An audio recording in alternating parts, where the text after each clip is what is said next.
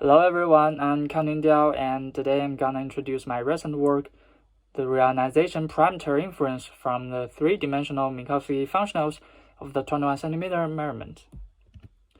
For the data analysis of the 21 cm tomographic data, traditionally we use Fourier space statistics. However, the non-Gaussianity of the 21 cm field requires us to employ not only power spectrum, but also higher-order statistics like bispectrum and trispectrum.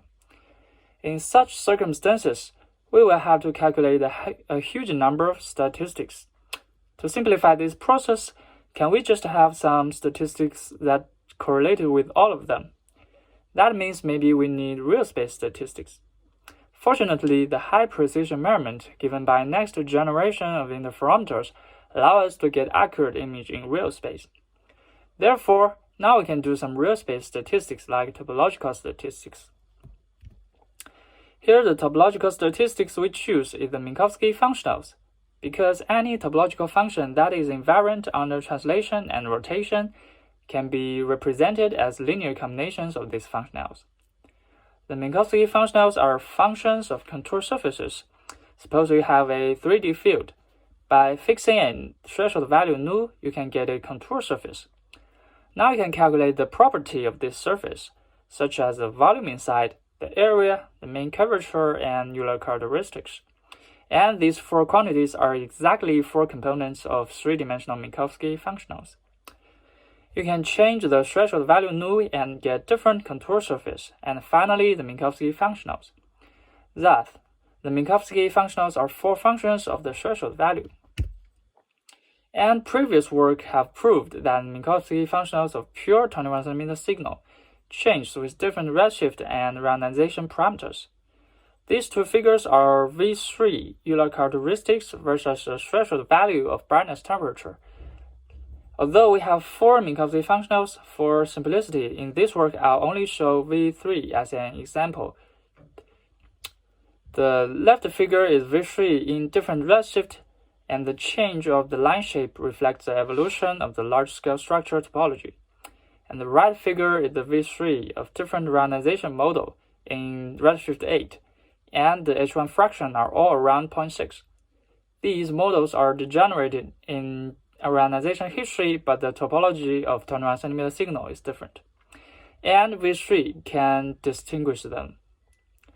Now that the Minkowski functionals have these amazing utilities, a natural question would be, in real observation, what do Minkowski functional look like? Can we accurately calculate the Minkowski functional with observations? To unveil this problem, we construct mock observations. We use 21 cm fast version 3 to generate the 21 cm signal, and a slice of generated signal is shown in the top panel of the right figure.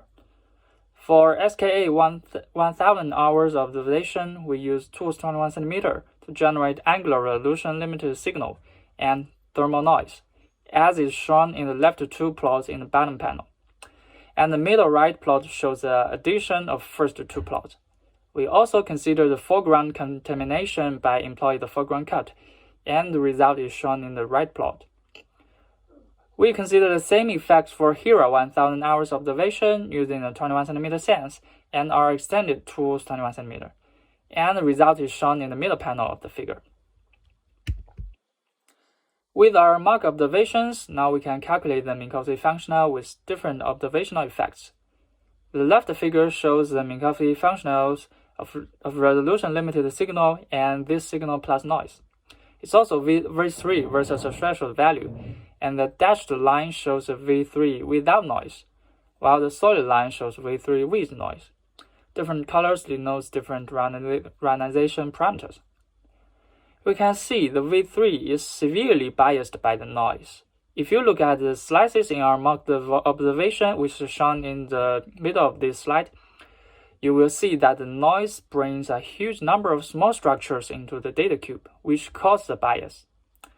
Meanwhile, if we put the foreground cut into consideration, we'll see it further biases the Minkowski functionals, as is shown in the right figure. It is also V3 versus TB threshold, and the blue line shows the V3 without foreground cut, while the red and cyan line represent different levels of foreground cut, and the shaded region is the 1 sigma region. The gray dotted line represents a Gaussian template. If V3 is close to this Gaussian template, then the field is close to a Gaussian random field. We can see as we cut modes, the V3 are closer to a Gaussian template, and the underlying field is closer to a Gaussian random field. Especially for HERA, the V3 with foreground cut is almost indistinguishable with a Gaussian template. However, with the bias, the Minkowski functionals can still reflect the difference of Reionization models with SKA observation. The left figure shows Minkowski functionals with noise and without foreground cut, while the right figure shows the V3 with both noise and foreground cut. We can see even with default value of SKA, the V3s are still different for different parameters. With only thermal noise, this difference is even more significant. This implies that maybe we can use Minkowski functional to constrain the reionization parameters even with strong systematics like foreground and thermal noise. To verify this idea, we choose to extend 21 cm MC as a MC sampler. We add a module of calculating the likelihood of Minkowski functionals.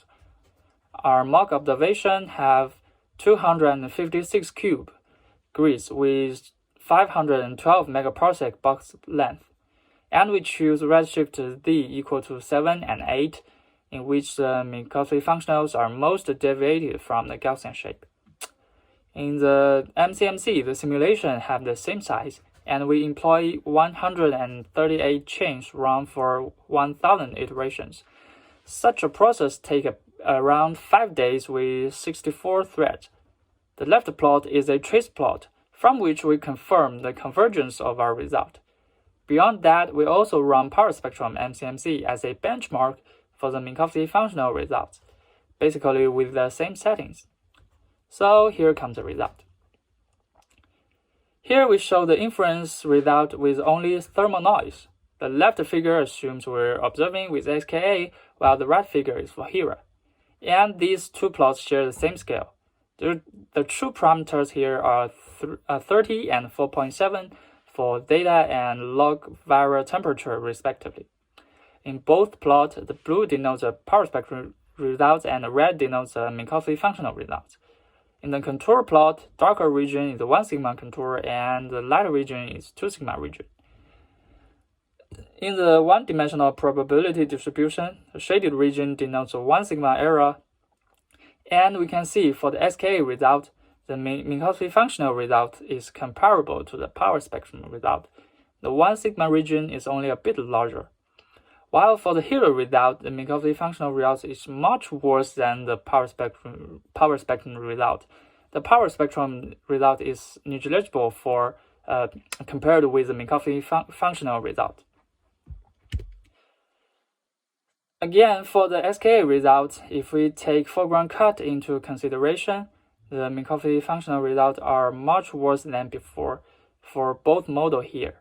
The MCMC results in the left figure and right figure have different true parameters, as is shown in the upper right part in each figure. You can see for the faint galaxy model, that is in the left figure, the Minkowski functional 1 sigma region are more extended than before. And fortunately, if we use both power spectrum and the Minkowski functional as a joint constraint, which is shown in the gray region in the figure, it comes out that the results are more robust than using them independently in both the circumstances. So here is our summary. First, the Minkowski functionals is biased by instrumental effects. However, these biased Minkowski functionals still characterize the property of the 21 cm field. So with the SK observation, Minkowski functional inference result is comparable with the power spectrum, and the joint constraint works better than any of them working independently. Thank you for listening.